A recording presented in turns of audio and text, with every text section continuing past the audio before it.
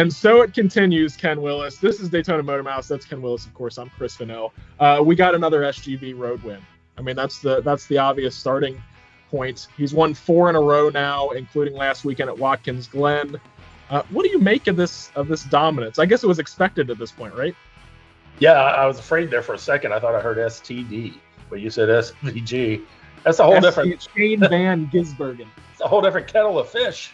Yeah, it's unique to anything we've ever seen in NASCAR. They've had NASCAR ringers, especially back in the long ago days. Dan Gurney, I think maybe Parnelli Jones. They would dominate at Riverside every year, but we've never had a full-time NASCAR guy be this dominant. And he did it in Xfinity to a certain degree also. We've never had one be on a run like this. I mean, Jeff Gordon won a bunch of road races. Rusty Wallace was really good at it before him. Tony Stewart made himself a really good road racer, which is one of the fascinating things about Tony Stewart. But yeah, if the disparity between his road course acumen and his learning curve that he's going through on the ovals is it's unlike anything we've seen before. And he wins on road courses, and then he'll finish 28 on an oval or whatever. Yeah. He's had a few chances where he was running well. He was looking somewhere in the 10th to 15th range, and then got caught up in stuff. That's happened a couple of times. I think he'll get to be serviceable on the ovals. We'll see. But, you're talking about a lifetime where he never ran ovals. Never. And at least like you take a guy like Kyle Larson or a guy like Kyle Busch and these guys who've become good road racers over the years. At least, they were forced to run a couple or 3 or maybe 4 road races a season. They had that available to them. So it wasn't like they were complete strangers to it. So, but imagine if they had gotten to 35 years old, whatever Shane was when he came over here, and had never, if they had never run a road course till they were like in their mid-30s, they would be lost in the woods on a road course. Now he's just the opposite. He's trying to learn the knack of oval racing. So yeah, it's not like anything we've seen before. And his odds, I look at the betting odds each week, and his betting odds over the last 4 road course races have just got each time they've gotten lower and lower to where he's almost even money. And when they get to the Charlotte Roval in like 6 weeks or whenever that is in the playoffs, it'll be interesting to see how close to even money he is, because he was about 120 plus 120, I think, which is like 1.2 to 1. So it's going to be it's amazing what's happening right now with him. Didn't you write he has like essentially surpassed prime Tiger Woods when it comes to the betting odds? It's there on a road course, yeah, and at Tiger's in the middle of his dominance, yeah, his odds were. They were approaching even money, which is just insane for a golf tournament when you got anywhere between 90 and 154 entries. I've got 2 quick things. Number one, I'm very proud of you because you put him in your top 10 drivers list this week. And when you got 4 races, I don't care what you're finishing on ovals, you probably deserve to be there. Yeah. Yeah. I mean, if he'll stay there as long as he doesn't finish 41st out of 40 cars at Richmond. Which is possible. Yeah, no, mathematically not, but theoretically, I think you know what I'm talking about. But I mean, what do you do? He's such a unique animal. Do you put him in your top 10? I mean, he's in the top 1. He's in a class all his own on the road courses. But I don't know. It's a weird thing to have to digest. Thing number 2, Trackhouse has like more than gotten their money's worth at this point. Like I'm sure he's not only met expectations but exceeded them. They don't really care what he finishes on these ovals, right? If he's racking up a bunch of wins on road courses and getting into the playoffs, right? Yeah, I mean they obviously want more, but they're going to get a little spoiled and want more. But yeah, I mean they just re-upped. They just agreed to extend his contract last week, so he's extended out. I'm assuming for 3 years, but I don't know. Yeah, I mean and you think back to 2 years ago, that first Chicago street race in July of 23, And he, several months ahead of time, they said, hey, we're bringing this Aussie Supercars champion over to this inaugural Chicago street race just to, give him a taste of this, see what happens. And he wins the thing. If they'd had one missed pit stop, if a wheel had gone bad in the car, one bad set of tires, if it hadn't rained perhaps that day, when you think of 1,000 things that could have gone wrong to keep him from winning that race, and like any driver can be kept from winning a race, if one of them had gone wrong and he hadn't won that race, we're not even talking about him right now. He's not over here. He's not racing in the States. Probably not. We're not even. This never happened. When you talk about, you can find one little thing in history, take a big historic event, or the annals of history. This is hardly big, but it's big in our world. But if you take something big and you think back, boy, if you go back a year or two or three, sometimes it's just a matter of months, you go, oh, if only that hadn't happened, if only that hadn't happened, maybe, all of this, all the rest of this wouldn't have happened. And it's absolutely true in this case. Here's another weird thing that happened at Watkins Glen. Have you ever seen anything like the Connor Zilich situation in Victory Lane? He's celebrating. He had just won the Xfinity race. Yeah. And as he's celebrating, he falls off his car and breaks his collarbones, taken to the hospital. Is anything like that happened that you can remember? Probably, but I imagine somewhere out there is footage of somebody trying to do a Carl Edwards backflip and botching it. Maybe there's somebody who tried to scale the fence, like Elio Castroneves and later Tony Stewart.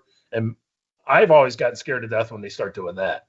When those guys start climbing that fence and they're a little tired, their legs have to be a little tired from being in the car racing, and they got to be a little gassed physically.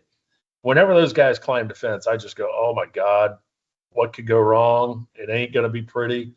But I never imagined a guy would fall off the top of he had 1 foot on the windowsill and 1 foot on the roof. And, I guess you should be a little surprised that it hadn't happened before. Maybe it has somewhere at a lower level, but yeah, because them things get a little, there's a little moisture around, there's some spilled soda, champagne, oil, water. There's all kind of stuff that can be on your shoes and on the floor of Victory Lane and on the car, So, yeah, and it just for all the world looked like he hit his bare head on the concrete. And I'm sure his head hit it to a certain degree. And, CT scans were clear though. So that's, so anyway, could have been a lot worse. I don't know how long the collarbone's going to hurt him. They don't race this week. They're off this week. Then they return at Daytona. My guess is they'll hold him out of Daytona, and might even hold him out till the start of the playoffs. So we'll see.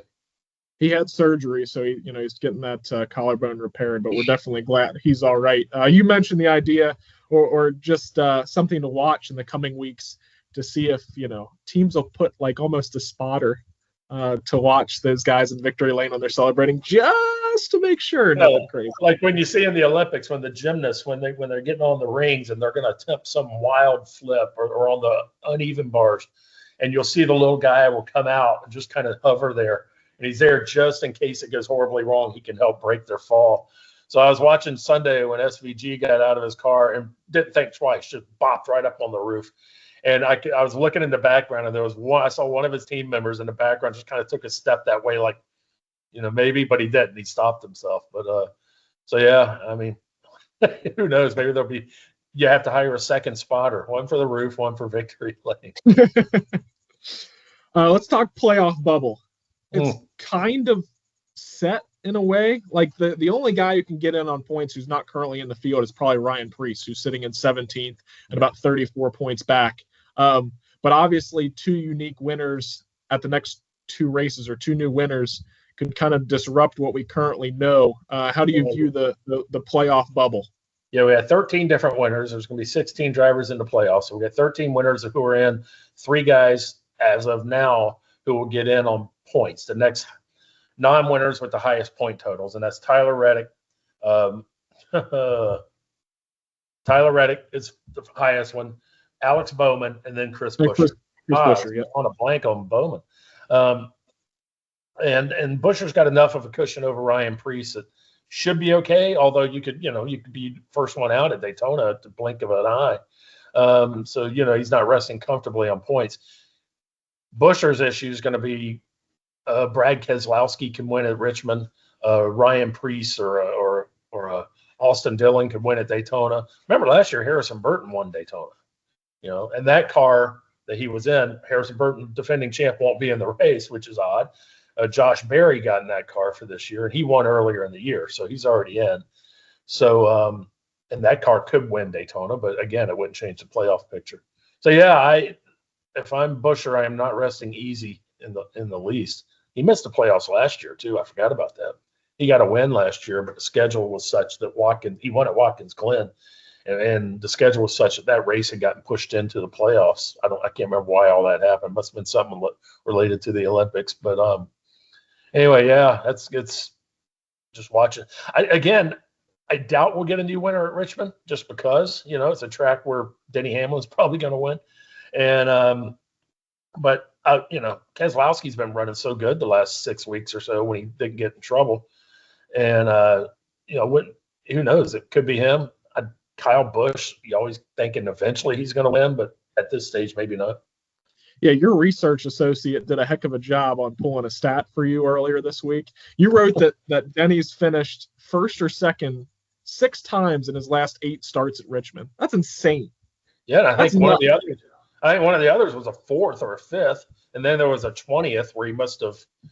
Again, I think he showed up with a rental car and still finished 20th, but yeah, a three-wheel rental car. It's pretty.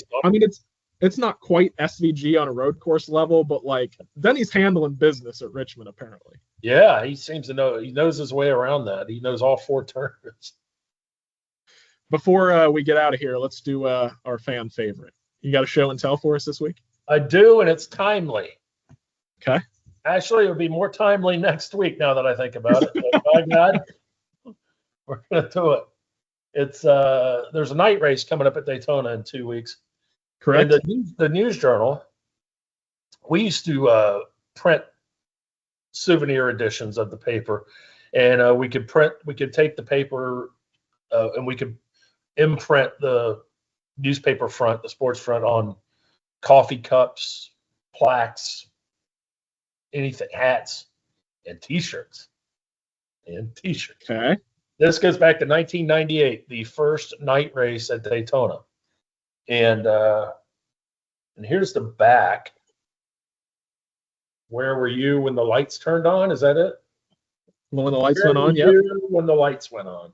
And here's the front. It was our big picture from the start of the first night race in 98. The old fire. October 17th, 1998. That's really cool. You know why it was run in October? It was postponed from July. It was postponed from July due to that was our summer of wildfires here in Volusia and Flagler County. And it was such a hectic time, and travel was dicey at best, sometimes non-existent around Central Florida. And the speedway itself was being used as a staging ground for fire trucks and firemen and fire equipment from all over the Southeast, including fire equipment from speedway NASCAR tracks like Darlington and Talladega and maybe other places. They had their own fire equipment at these tracks, so they brought it down here too to join the cause. So the race was moved to an open weekend in October, and surprise, Jeff Gordon won. Was it originally, when it was originally set for July, was it supposed to be a night race that year? Or did they move it to night? Okay. The lights were installed. The lights were installed in late '97 into '98. They had the lights. They turned the lights on for the first time.